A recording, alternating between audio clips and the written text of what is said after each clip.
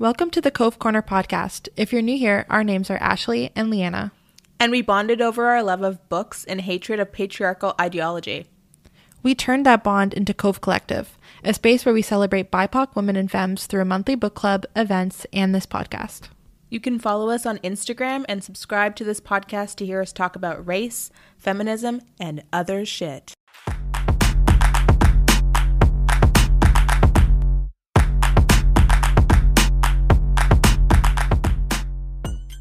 Oh, hey. Hey. Welcome back to Cove Corner, episode 4, I think. Wow, it is 4. 4 is my favorite number, actually. Fun fact about me. Yeah. That's funny. My favorite number is 2, so this is 2 times my favorite now. Oh. Gosh. Nice. Okay, so in this episode, we are talking about our October book club pick, which was Abandon Me by Melissa Febos. And it was quite a book. It was beautiful. I loved it. Right? Yeah, it was amazing. For both of us, I think it was the first time either one of us have read one of her books, because I know she has one previously, and I checked. She has one coming out next year. Very excited for Girlhood. that. Yeah. Right. So this is the first time either one of us had read a book by her. And we both really loved it. I think we both enjoyed the way it was written. To me, it came off as poetry, which was odd because I don't really like poetry. I think it was like prose style. So written in like proper sentences, as if you're like writing a novel versus writing in the format of poetry. Yeah. But everything was written in these small little, almost like short stories or blurbs. Like it was like something might have been 1 page long even, and then she kind of went on to the next topic. But yeah, it was very beautiful. And it's funny because I don't like poetry generally speaking, but I think it was the way it was written, that it read like poetry. It did. But the sentence structure was different. That was my favorite thing about the book. I loved it. Yeah. So in this book, we're going to go over, we have a couple questions that we're both going to answer in this podcast relating to the novel and themes and different topics that came up. So I guess we'll start with question number 1, which is, as a feminist, have you struggled with the feelings of ownership in a relationship and the stereotypical gender roles that can play out in relationships? Heavy question. Yeah, I guess the book had this overarching theme of abandonment throughout it, and there was a lot of it had to do with relationships, not just relationships in the romantic sense, but the relationship with her father and the relationship to her heritage. And so that's kind of where this question comes from. And also her relationship in the book slowly became very toxic. And anyways, it's a whole other thing to talk about that we'll get into at some point in this podcast. But to answer the question, no, I actually haven't really struggled with feelings of ownership in a relationship. If anything, I feel like I was that person that was kind of controlling in my past relationships anyways. I don't even know how to talk about it, but it's I think sometimes when you're dating people, it's easy to get kind of caught up in what you want the relationship to be, or kind of what you want a person to be. And when you expect too much out of a person, or you put too much onto something, it's a very easy way to get disappointed. And I think from there is when things can kind of spiral, and people start to act certain ways because you're expecting things from people that aren't possible or that they can't give you. And I definitely have done that in the past. And so I think if anyone was kind of struggling over their identity and ownership in a relationship, it was probably my ex. And it kind of plays into a lot of the things that happen in the book, which is this idea that abuse happens in queer relationships too. And I think especially in lesbian relationships, it's not something that people really talk about. When 2 women are dating, it's seen as this thing. It's like, oh, well, women are bitchy and this is to be expected. And this isn't actually abuse because it's fine. Like, it's 2 women. But it does happen. And even if it's like mental abuse of sorts, like it still counts as abuse. And yeah, it was really interesting to read this book and see how it kind of played out in her relationship. Yeah, there was one specific relationship in the book where very much, I think it was probably half the book it took up, but it was very, very intense. And to see kind of the whole, from beginning to end, what happened, how it affected her.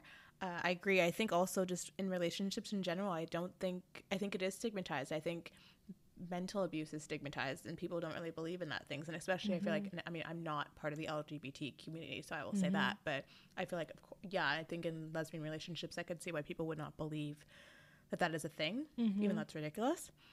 For me, in my last relationship, when I first started dating that person, I was about to end. I wasn't in school yet, but it was the beginning of a year, and by the fall I was back in school, and that person was just leaving school, and I got a full-time job. And so I think that sometimes when that person he offered to pay for things, I had an issue with that. Like, I have a really weird thing with money, whereas like I would prefer to buy everything for myself and be able to know that like I can afford that and I can buy that for myself, so I don't need you to do it for me. And I just think for me, I don't want anyone to ever feel like, oh, because I did these things for you, I bought these things for you, that in some way, like, there's an ownership there. Like, I have a problem with that, and I butt heads with that. One thing specifically I can think about is in 2017, I was saving up. I was working at a restaurant the whole summer, and I busted my butt in that restaurant, like probably 5 or 6 days a week. It was my whole life, and it was the first time I was ever making tips in any kind of way. I'd always worked retail before that, but I was saving up for a laptop for school, and that was my goal. And I was saving and saving and saving, and I knew how much it would cost, and I knew how much I had to get to, and I knew when I wanted to buy it. But I didn't have a credit card at the time because I didn't get a credit card until, no, I think I had just gotten a credit card that summer, but my limit was only $500. And so I was like, okay, well, I'm buying it online, so I need a credit card, and I need a certain amount, like, limit on that credit card. So I was like, who am I going to ask? So I like didn't want to, but I asked my boyfriend at the time, and he offered to put on his credit card, but he also offered, when I was paying him back, I was like, okay, so I'm e-transferring you this much amount, like today, and then tomorrow, because there's a cap on how much you can e-transfer in one day, I'm sending you this much. And he's like, no, like, deduct $500 from it, I'll pay for $500 of it. And to this day, it's still like, well, I had that $500 in my bank account, so I know I could have done it, but it bothered me in a way, even though it was a very generous gift, because he was like, I'll always like help and support you in ways that like in things in your life, and this is towards school and your career, so obviously like I want to help you with that. But to this day, it's one of those things where I look at my laptop, I'm like, well, I bought like 95% of you, or like 98% of you. And it's so interesting. It's a weird societal thing that I feel like I just want to rebel against anything and anyone who tries to like provide, because I want to provide for myself. Yeah, I don't have an issue with gifts and that kind of thing, but yeah, interesting. Buy me food though, and I will gladly accept. All right. So next question, did you struggle through puberty at all and feel like people in your life saw you differently when you were going through puberty? Where did this question come from? I'm wondering, like, what part of the book? She talks about how she, like, at one point, her body kind of betrayed, I don't know if she said betrayed her, but her body developed, and then people were starting to, like, treat her a certain way. Right. And, like, she got called derogatory names, like slut and things like that. Just because she had, like, breasts and stuff. Yeah, just because she developed. And it's one of those things where it drove me crazy when I read the book. I mean, it made me so angry because you can't control that. Like, I will never forget when my mom said, we need to go bra shopping. And it wasn't a question. It was a statement of, this is what's happening. We're going bra shopping. And I didn't understand why. I felt like, not like it was forced upon me, but like, you know, you need good support, because I have big boobs. Like, they grew in, they were pretty big, and I was still young, and I was running around, and I don't want to say I was a tomboy, but I was active and like running around, and I didn't care about those things. But I was like insisting. She's like, no, you're going to go bra shopping. We're going to get you bras. And it just made me think about how you have no control over when you get your period. You have no control over when, you know, your body develops and when you go through puberty. And so you at that point, you're probably around, I would say 10 or like close to that. And so you've almost spent a decade in your body. So I could understand why it would feel like almost like a betrayal, or you just don't understand what's happening. And it just goes to show you that from a very young age that young women are overly sexualized by society and the people around them. Interesting. Yeah, I can't say that I struggled through puberty in that way. Like, I definitely did not develop. I just didn't develop, so I didn't have people looking at my body in certain ways. I had like no boobs. And I do remember though when I got my period, and that was a nightmare. I think I was 12, and I remember going to the washroom, and I went to the washroom, I went to pee, and I looked down, and I audibly, like out loud, was like, fuck. Because I just knew, like, fuck, this is my life now. Like, every month this is gonna happen. I'm gonna be in pain. Like, life's gonna be fucking miserable. And even to this day now, like I have no intention of being pregnant. Like I've always said, if I have kids, I will adopt them. Like I don't really believe in pregnancy, but that's a whole other argument. I know a lot of people would disagree with that, but I feel like people want to get pregnant for selfish reasons. People want to see like my hair and his eyes and like all that nonsense. And I think that there's so many children in this world without homes. Like anyways, that's a whole other story. But yeah, I just very much remember getting my period, but I never felt any type of way about my body, and I've never really had anyone sexualize me. Interesting. Oh my God. I feel like, I mean, it might have been later on in life, but definitely my teens. Oh, I have a Jamaican mother. So first off, like she was born in Jamaica. So if anyone was staring at me, I remember countless times where like I was maybe 12, 13, 14 and some guy was staring at me and she would turn around, excuse me, do you know how old she is? Oh she's how old? She's 13. Did it, like, no problem, absolutely no problem. There was one time there was construction on the street leading down to my street, and I walked by the construction, and I was with my mom, and she was just having a day. She was just like yelling at these construction workers, like, "What do you think you're doing?" and and it's funny. Well, I was thinking more like in high school, like boys never hit on me or anything, but of course, yeah, there were perverts. Like I'd get catcalled, like all that kind of stuff happened to me, but I never had like, you know. Like I wouldn't be like walking in high school and people like calling me slut or things like that, like so that she experienced. Like I never experienced anything like that. I will say though that was like an interesting thing thinking back to high school. It was like definitely used as like an insult for women or for young girls, or but not as guys. Like it was like if there was a rumor of some popular guy who slept around, there was never like a weird or negative connotation of that. But if it was a young girl or a girl instead of a guy, oh yeah, she's a whore, she's a slut. Which is very interesting. Not interesting, but it just makes you think about those connotations and how they affect people differently. One thing in high school happened in grade 9 is I was going up a stairwell with a friend, and she was behind me, and this guy had come up behind me and was about to grab my butt. So I never used that stairwell again because I was like, what? And that was, I think, within like the first couple months of school, and it's like in high school, and you're new, and you don't know where you're going, and it was a big school, and that angered me. Like I think I ran up to the top floor of the school to avoid that guy because I was like, what the fuck? Like, this doesn't happen. It didn't happen in my middle school. Yeah. Like, which is such a terrible experience to think that someone felt like they had every right to touch your body without consent. But yeah, puberty is interesting, people. I actually called my period when I got a full stop. I was like, I got my full stop. Because, oh, God. Yeah, that was me. Okay. Was mental health stigmatized in your household growing up? Were you able to talk about your feelings, or was that looked down upon? So this question is because in the book, she starts talking about her brother's mental health. Yeah. And I think it was schizophrenia, if I can remember, in the book that kind of developed, and it was really sadly written, just kind of the deterioration of how of his mental health and how you could look at him and he kind of wasn't really there, and he was paranoid and all these things. Yeah. And she talks about like how society only labels it, like if you're schizophrenic, for example, like you're just schizophrenic, like there's no other part of you, like there's no layers to person. Yeah, I would say growing up, mental health isn't really something that was talked about in my house. To be honest, like doctors in general, like we did go to the doctor, like my parents did take me to the dentist, like when I had to go, and the doctor and that kind of thing, but it wasn't a regular thing. Like I didn't regularly go to the doctor for checkups.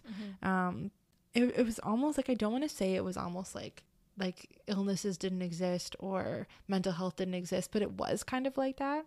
It was like, if you go to the doctor, they're just going to tell you this, so like don't waste your time, like just have some water, or like take an Advil. Like everything was kind of like that in my house growing up, and mental health was just something that wasn't really spoken about. It's like something that didn't really exist, yet there are multiple people in my family who suffer from mental health issues. And so it's interesting, and I think it's probably because, you know, when our parents were growing up, mental health was so stigmatized, so it's not something that people felt comfortable discussing, and it's not something that people thought to bring up to their kids, which is, you know, no fault of anyone's.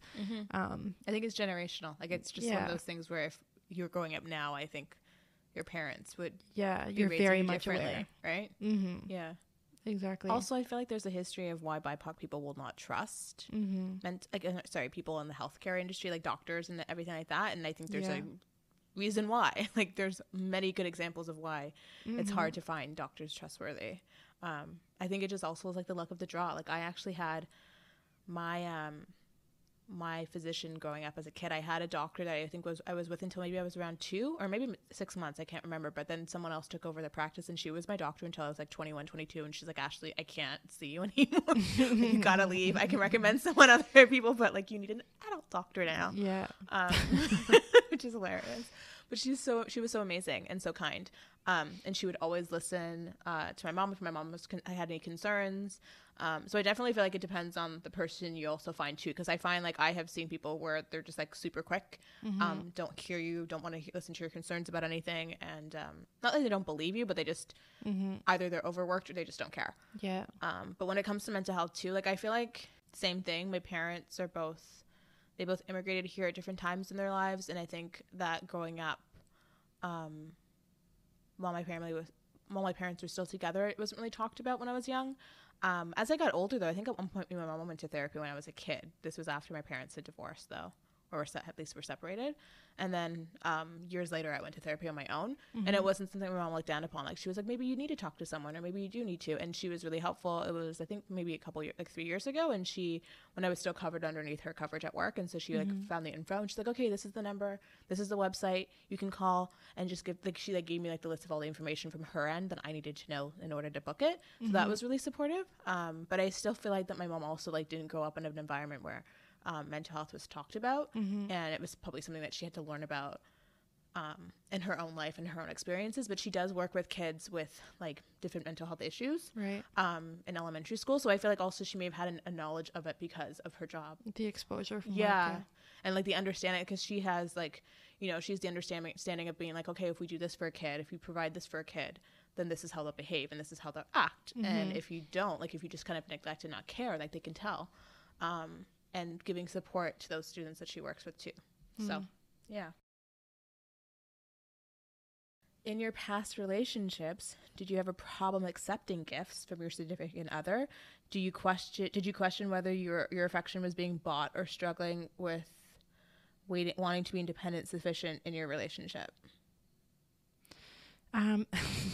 So let's explain where the questions are coming from, because I don't think people will be able to follow. So this question is because in the book, Melissa Febos talks about when she had a boyfriend, she was upset because he didn't ever really pay for things or buy her things.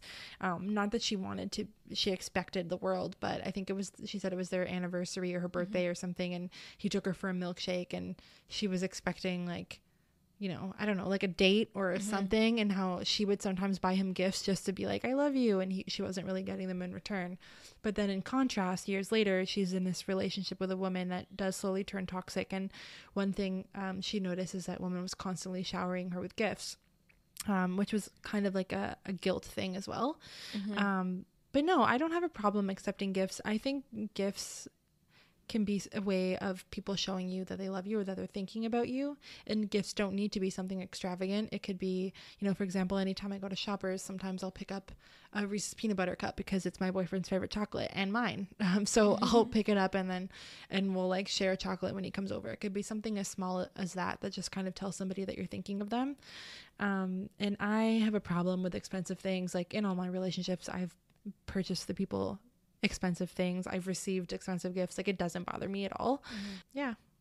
And obviously it makes you uncomfortable. You've already talked about that. I mean, in general, yes. I will say this. I think it's something that you actually mentioned before when we were talking about our notes, like love languages. And so I think like big gifts make me uncomfortable, and gifts kind of in general make me uncomfortable, but like an experience is super great. Like if you're like, oh, we're going to go to this museum exhibit and then we're gonna go to dinner, like I think that excites me and I don't question that. But it's like, oh, here's this present I got you, and I like run for the hills. I'm like, is there a receipt? Can you get your money back? Like, I feel really bad, I'm so sorry, but like I don't feel comfortable accepting this.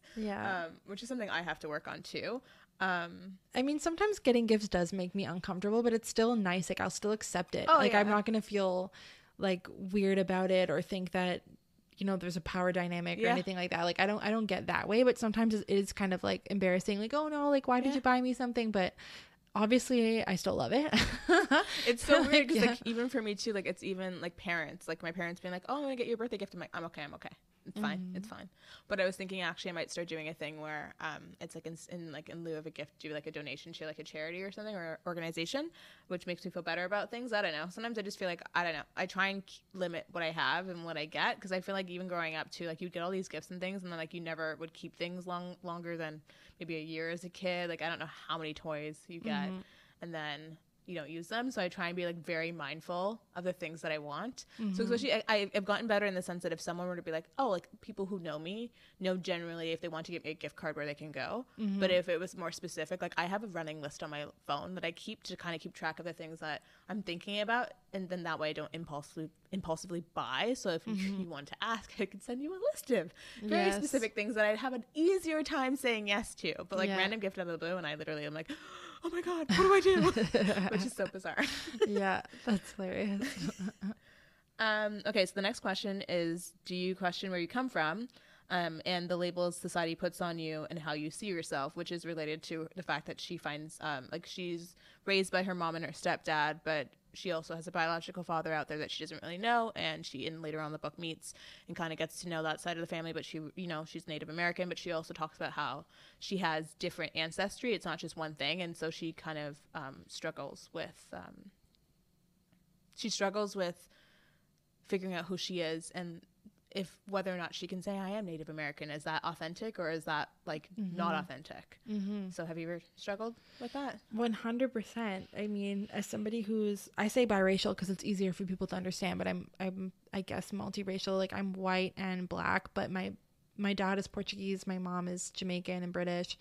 Portugal is a complicated thing because a lot of the people in the country are brown because they're a country of colonizers. So they colonized most of India and Africa. So a lot of the people there they look mixed race because they probably are somewhere in their family lineage. And then, yeah, my mother is black and white. And yeah, people all the time look at me and kind of ask like, where are you from? Or are you Indian? Are you Spanish? And it's always complicated. It's always complicated for me to answer. And so I usually just tell people I'm Canadian, or I say I'm mixed, and I just leave it at that. And I don't really explain it.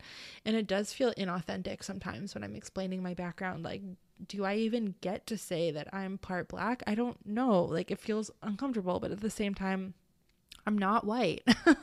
And people don't really ever assume I'm white. I've only had some people assume I'm white in this past year, which has been interesting to me because I've never had that before. People usually, the go-to is Indian. Everyone thinks I'm Indian, and then from there people think I'm Spanish, which there's nothing wrong with that, but it is annoying when people are constantly guessing your ethnicity. It's like a trivia night. I'm like, I didn't sign up for this. Yeah, it's interesting. So it is I do have a complicated relationship with my ethnic background. I don't really know how to explain it, and it does feel kind of inauthentic sometimes when I'm trying to explain it. And yeah, obviously it comes with its privileges. Like I'm light skinned, but at the same time there is, I get fetishized a lot, and people will say super racist things around me because they don't exactly know what my background is. So they don't really think that they're offending me. And so there's a whole other complications that come with it. But yeah, see, I mean, I do come off as black, as I learned a couple weeks ago when I was called the N-word on the street with a mask on. So I will say that. But it's interesting because both my parents are technically from Jamaica. So in my head, the first thing I think is I'm Canadian because I have literally lived in the same neighborhood my entire life. And that's all I really know is Canada. And whatever that history is, but like my history personally in Canada. And then when that doesn't make people happy and they want to know more and they're very specific, it's like they think that I'm mixed in the sense that one parent is white and one parent is black, which is not true. And so it's always interesting when people are like, oh no, really? And I'm like, yes, I know I know my parents are, I know what they look like, and I know where they come from.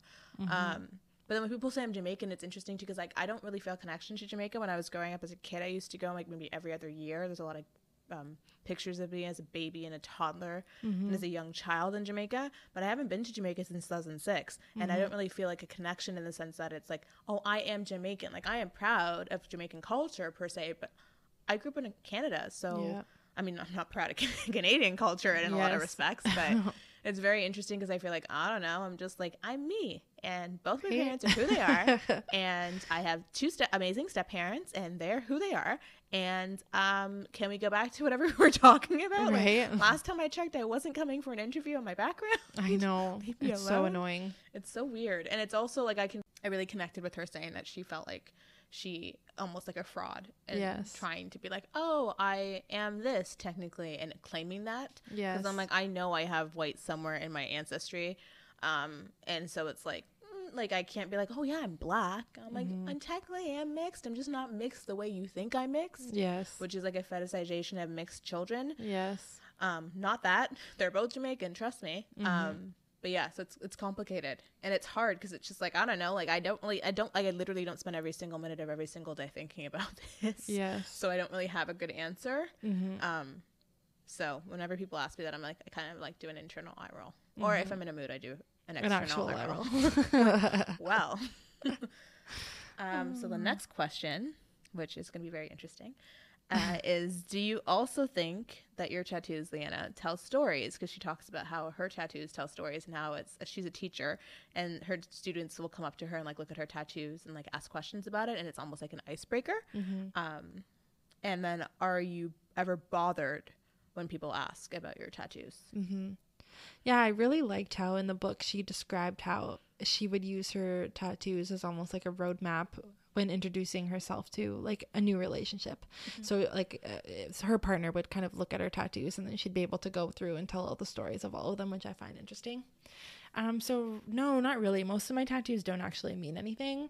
They're just, I like the style of it. A lot of my tattoos are kind of like vintage pin-up-y style tattoos, and I really love that aesthetic. I do have a couple that mean something. The first tattoo I've ever gotten doesn't mean anything, but it's a funny story. So my best friend at the time, her dad was a biker, and his biker buddies were having a party. And so we went to this party. I was 15 or 16, and one of the bikers was doing tattoos in the basement, and my friend drew some stars on a napkin, and they photocopied the napkin and traced it on my leg, and now I just have these stars that she drew on my leg. I'm sweating for multiple reasons, because I hate pain, and I can only imagine what that cost me $20. Like legit sweating from a needle going into your skin right now. Yeah, so it's a great story. So like a lot of my tattoos are just kind of like that. Like I have a tattoo that I spontaneously got when I was in Portugal at a music festival. I have just like a bunch of random tattoos. Some of them do mean something, and it's funny enough because some of my tattoos ended up meaning things after I got them. So I have like a teapot on my hand, and I got it because I love tea, and like, you know, I used to drink a lot of tea growing up with my grandma. And then I got vintage makeup on my arm, and I was a makeup artist for years. But then I also got this vintage perfume bottle, and after I left makeup, I ended up managing this fragrance shop for a few years. So that kind of came into fruition. And then I have this really pretty old school camera, like a film camera on my arm, because I'm a huge movie nerd and I love movies. And now my boyfriend is a filmmaker, so I was like, I feel like my arm has just slowly been manifesting certain things into my life, which is tattoo the winning lottery tickets numbers onto your skin. Right? I'll just tattoo a lottery ticket somewhere, and then we'll see how that happens. So it's fun, and like I do like get a lot of questions about my tattoos. I don't mind it when it's friends or family, and when it's partners, they always like get interested and kind of stare at each one because it's fun. But when it's strangers, it 100% does bother me, especially when people feel like it gives them a reason to touch me, which happens often.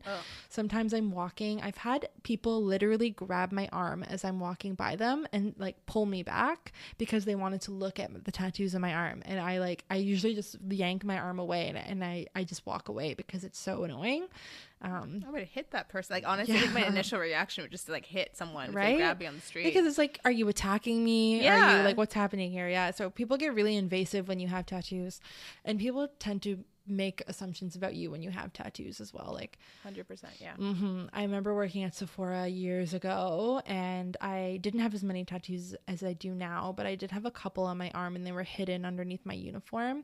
And this older woman was going off about how tattoos are trashy and how like young women shouldn't have them, and just not knowing that I had any, and just said all these really horrible things, and was like, you know, you're so lovely and pretty, you know, it's like, this is how everyone should be, kind of thing. And I didn't want want to roll my sleeve up and show her, so I didn't, but part of me kind of did. I was like, what would this woman do if I just rolled up my sleeve right now and said, well, actually I'm what you're talking about. Yeah, so it's interesting. I feel like well, first off, I'm a big baby. I hate pain, so that's reason number one why I don't have tattoos. Two is I think I changed my mind so much that I feel like I would get a tattoo and then it would have to be in a spot where I don't see it all the time, so I don't get sick of it. But it's interesting. I think for me, that's jewelry. Like every once in a while, like I'll get something like that means something to me, and then specifically have that piece of jewelry. But I've always admired people who have tattoos. You have a lot, so I admire the fact that you've been able to sit underneath a needle and not like kill someone, because I think I would literally murder whoever was trying to tattoo me. I kind of enjoy the pain, honestly, like not in like a sick, twisted way or anything, but it's kind of offers like a bit of a release. Yeah, totally. I get that. I would be Phoebe, like in Friends, when they go like I would get like a tiny little dot. Like, see? I'm like, I got Earth from very, very far away. That would be me if I ever got a tattoo. Right? It's too good. Okay, so next question is, have you ever looked into love languages and how you as a person want your partner to show you love and affection, and how it works in a relationship? Yes, I have. I read the book, actually. So there's a book called The 5 Love Languages, and I read it, and I read it when I was super into like relationship stuff, and I read Attached, and I read a bunch of other relationshipy type books. And yeah, 100%. I found it to be super interesting, and it made so much sense. I find that I receive love, like what makes me feel loved is quality time. So spending one-on-one time with each other where I feel like I have your attention, and also acts of service makes me feel loved, like when people are doing things for me. And how I show my love is, actually, that's a lie. How I receive love is, okay, I'll get it right this time, is quality time, so spending time together, and also physical touch. Physical touch is huge for me, not in like a sexual pervy way, but just like, I realize that I need to cuddle. I need to have someone holding my hand. I need to have someone like putting their arm around me. Like it makes me feel loved. When I feel like I'm not getting that enough in a relationship, like if someone doesn't want to cuddle me, I basically break down. Like I think that they don't love me anymore. Yeah. Oh my God, I'm gonna cry. Yeah, I realized that a lot after my last relationship, because the last like however many months of the relationship, it was a little bit more distant, where I wasn't like, they didn't want to hold my hand as much, that kind of thing. And that wouldn't necessarily be a huge deal to some people, but I think it really like just threw me off my rocker. Whereas my boyfriend right now is so like affectionate and is always like rubbing my back, and it just feels amazing. But how I show my love is acts of service and quality time.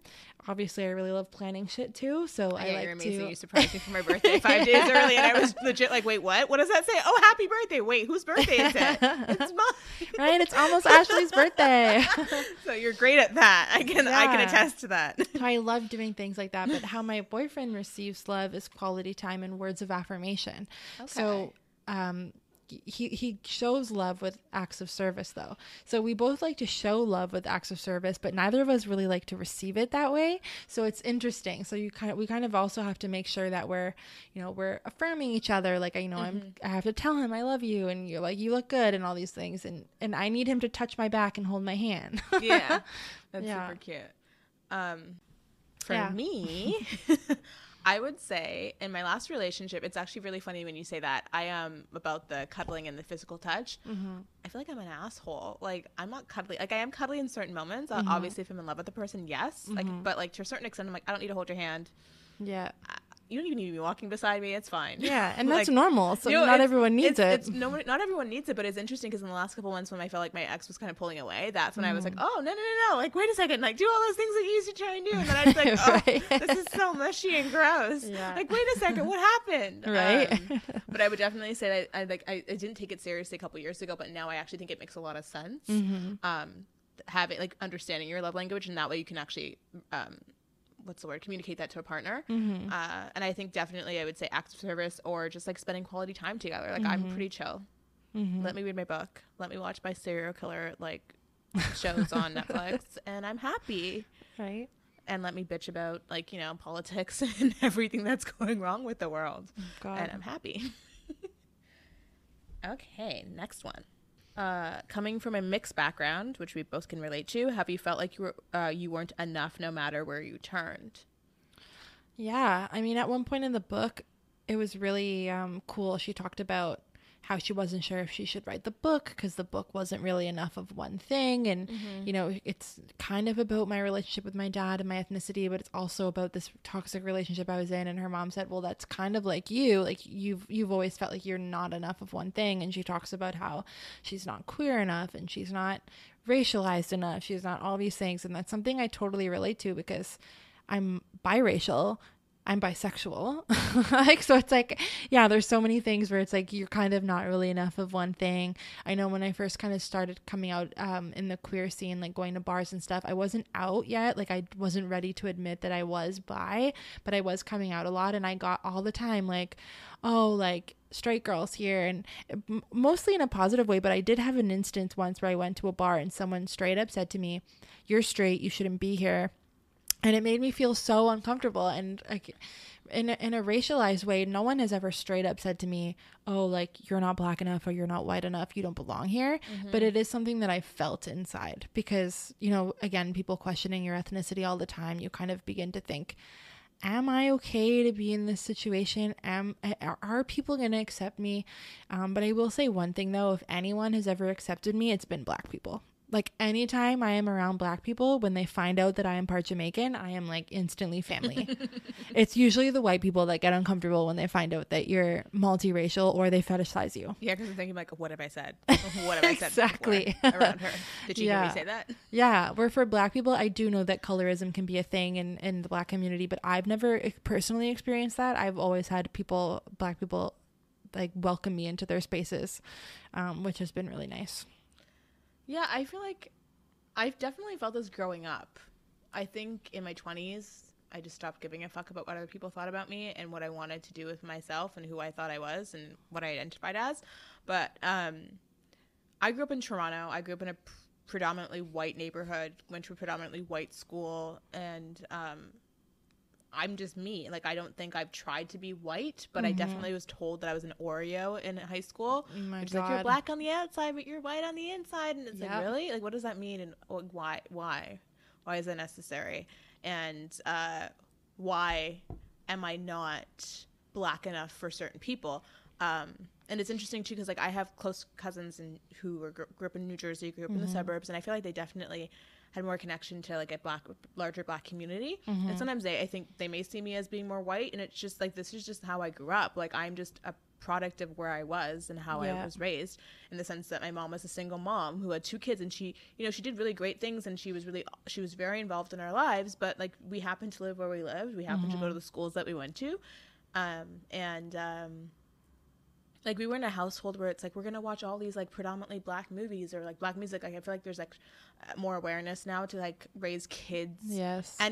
Kids of any race and be more culturally aware of what media your kids are consuming. Exactly. And so, I mean, luckily, thank God, Facebook was a thing that I got in high school because I had a crush on a guy and I wanted to creep his profile. I will admit to that. But that was, like, we didn't have social media back then, because I feel like I don't even know how I would have survived with social media back then. But yeah, it's hard, and you struggle with, especially me, because people initially just assume I'm mixed. Like, you struggle with people thinking I'm either, like, not white enough, if they assume I'm part white, or I'm not black enough. And so it took a long time for me to be like, fuck you, I don't care. I'm me. You don't like it? Move along. But yeah. Alrighty, next question. So, growing up in school, did you ever question the version of history you learned in school? Instead of just accepting what others tell you, do you question what you know now and what you learn now? No, I did not question what I was learning in school. Same. I didn't. And I know that sounds ignorant, but I'm a teenager. I don't even want to fucking be in school. I did skip sometimes. Sure, I did question school, maybe as an institution or school in general, or like, why the fuck do I need to learn about this old white dude? Like, it's not going to teach me anything. Like, I'm never going to use this information. But I didn't question the validity of it. I didn't question, like, if what was written in the books was true. But 100% I question it now. I think kind of as you get older, you know, the younger generations are so lucky that they're going to be growing up in a time where people are more aware to what is happening around them. Like, people have been so blind to what's happening in society the last few the last few generations. But now 100% I question it. And if I ever have kids, like, you know, I think that I would send them to school, but I'd also be teaching them my own shit on the side at home. You know, like 100%. Here's books that I think that we should read. Here's things that I think we should learn, because you can't trust the fucking school systems. Anyways, yeah, that's my thoughts. No, I agree, because I think that even if it wasn't a conscious thing, I think subconsciously in school I was just didn't care about these white people who came across. And it's so interesting because I think back to high school and how it was taught to me, like this guy, he came across on his boat and he saw this land and then he traded with the Native Americans. It's like, that's a real nice bow you tied up on that fake story. And so now it's very much like, oh wow, like we really we learned a specific story and we learned a specific type of history, but we didn't learn her whole history. And also like thinking about who says like what we learn and who regulates that. But I definitely feel like I just didn't see myself, like another going back to like me saying that I'm Canadian, but even what does that mean? Like I didn't see myself reflected back in the Canadian history I was, quote unquote Canadian history I was learning about. So I also maybe think kind of zoned out then too. Now I'm like, oh, I want to learn about the people that we didn't know about, like those, you know, those women who were shunned out and, you know, a man claimed what they created or what they did and other things like that. So now I'm more interested in that and finding out those things. But it just is so interesting because I'm like, how far and how different if I were to walk into a high school today if COVID didn't exist. I mean, physically walk into high school and take a textbook out from the history class. Like, how different would it be? Would it be the same things? It's probably the same textbooks, which is very interesting. It's probably like, okay, we talk about all these things and talking about, you know, people who are omitted out of history, like. Literally, white people came over, colonized, and stole this land and killed people. It was a huge genocide. Like, it's just so glazed over. And then we just learn about Thanksgiving and how everyone sat down together and had a great old... and saying kumbaya and, like, held hands. Like, no, it didn't happen like that. On top of that, too, like, at one point, she sits down with, I think, her literary agent, and she was talking about her book. I don't know if it's a specific book, but she was talking about what she wanted to put into it. And he was like, well, you know, readers don't want to read about Native Americans. Like, they don't want to read about that. Like, how dare you? Oh my God. I'm like, I 100% agree with this man. They don't. Because same with racism. If it doesn't affect you, you just like look the other way and pretend like this story just suits my needs for it. And therefore I'm going to keep going with it. It's been working for me for the last hundreds and hundreds of years and I'm going to keep going. But they need to read about it. Exactly. And you need to make space for those types of stories. And it just also shows the way that we try to erase women's voices in general. They didn't want this woman who discovered her identity and had this beautiful journey to even share that story, which is so fucked. Yeah, no, that definitely is something that I look back on and it makes me angry that I didn't learn about the real history and I didn't learn about the cultures of Native Americans, because also like Native Americans are lumped together. There were so many different tribes. I'm sure they had different ways of living life. They had different ways of using the land and using Mother Nature in their everyday lives, and how they were very respectful. Like, sorry, don't think we'd be going into a global fucking crisis if, you know, we hadn't killed all the people who were actually like using the land and being very resourceful. But yeah, no, that makes me so angry thinking back to that. And now I definitely, it makes me question things that I learned now. Like, I don't believe 100% anything I learn now. I do my research before I'm like, yeah, I agree with that. Or yes, that I think is to be true. Because what is the truth? Who's telling that truth? And where is it coming from? Okay.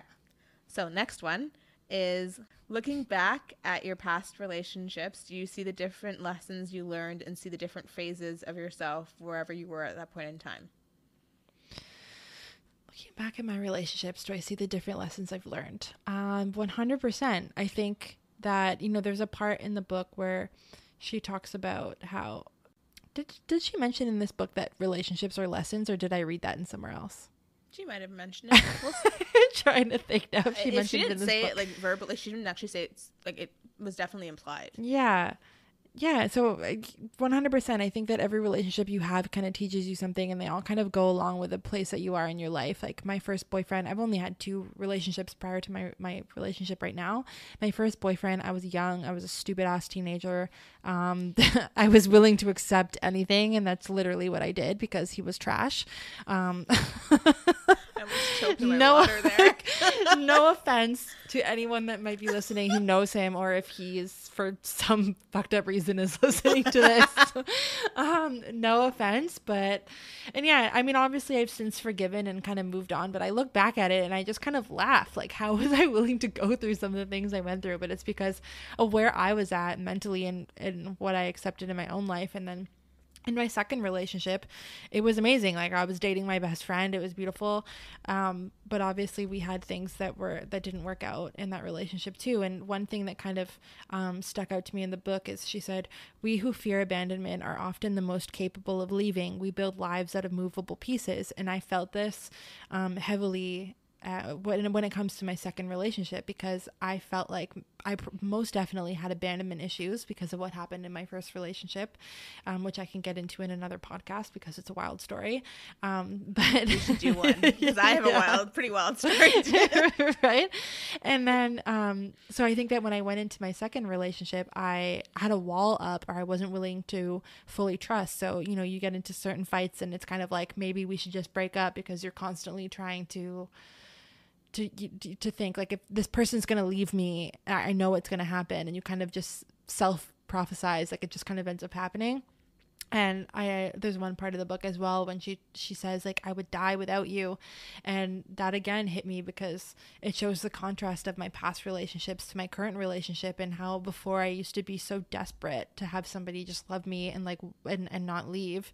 And this idea that, when my last relationship ended, I literally felt like I was going to die. Like, it wasn't even just that I was anxious and I couldn't breathe. It's like every single organ inside of my body was ripped out and I was an empty vessel. And like, that is not the way it should be. Like, you should never make somebody your whole. Like, and now I feel like the relationship that I'm in now, we are two wholes and we are choosing to be together. And it's like a totally different feeling. And there's so much certainty in my relationship now that a lot of the crazy tendencies that I used to have, and a lot of my kind of, if you follow attachment theory, like, I definitely have an anxious attachment, and kind of like my little bids for attention or my outbursts, that doesn't happen anymore, because I feel so secure in the relationship that I'm in.